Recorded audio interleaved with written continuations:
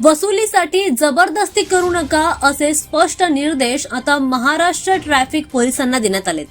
महाराष्ट्रातील वाहतूक विभागाने ट्रॅफिक पोलिसांना स्पष्टपणे सूचना दिल्यात की त्यांनी ई चलान आणि दंड वसुलीसाठी रस्त्यावर वाहन चालकांवर जबरदस्ती करू नये। अशा प्रकारच्या वर्तनामुळे आता नागरिकांमध्ये नाराजी वाढल्यामुळे आणि परिवहन मंत्री प्रताप सरनाईक यांनी याबाबत गंभीर तक्रारी मांडल्यात। अप्पर पोलीस महासंचालकांनी हे आदेश जारी केलेत। या परिपत्रकानुसार आता ट्रॅफिक पोलिसांनी प्रलंबित ई चलान दंड घाईघाईत वसूल करण्याचा प्रयत्न करू नये असं म्हटलंय।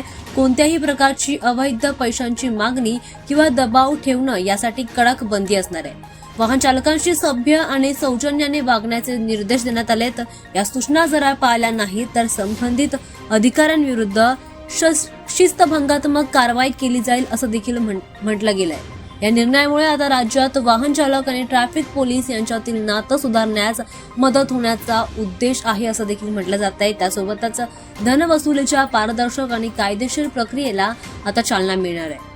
ट्रॅफिक नियमांचं पालन आणि दंड भरणं आवश्यक असलं तरी सुद्धा चुकीच्या पद्धतीने वसुली करणं हे नियमांचं उल्लंघन आहे आणि आता पोलीस विभागाने यावर लक्ष ठेवण्याचा निर्णय घेतलाय। त्यामुळे चालकांसोबत वसुलीसाठी जबरदस्ती करू नका असे स्पष्ट निर्देश ट्रॅफिक पोलिसांना देण्यात आले।